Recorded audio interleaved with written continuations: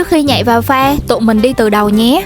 Về cơ bản, dụng cụ tụi mình cần có là dụng cụ và giấy lọc Aerofresh, cân điện tử và đồng hồ đo thời gian nếu cân của bạn không có tích hợp đồng hồ, bình rót nước có vòi nhỏ càng tốt, cà phê xay ở mức thô vừa, giấu đường trắng.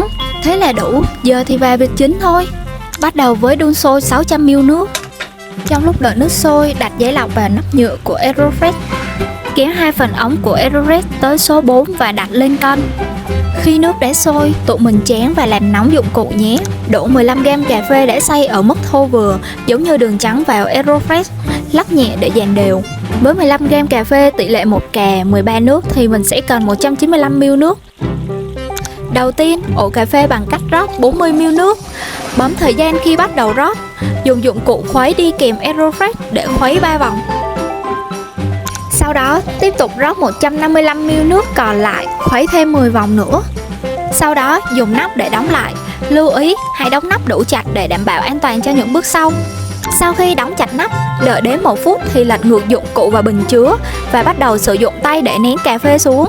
Không nên ép quá lâu hoặc quá mặt, cỡ 30 giây là đẹp. Ép xong là bạn đã có được một bình Aerofresh rồi. Yeah!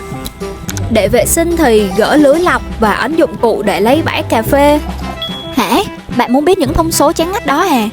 Chiều bạn luôn, để cho bạn coi bí kíp gia truyền, cụ thể mình là đời đầu. Nhưng đó cũng chỉ là bí kíp dựa trên trải nghiệm của tụi mình. Bạn hoàn toàn có thể trải nghiệm, khám phá những thông số khác, thoải mái đi.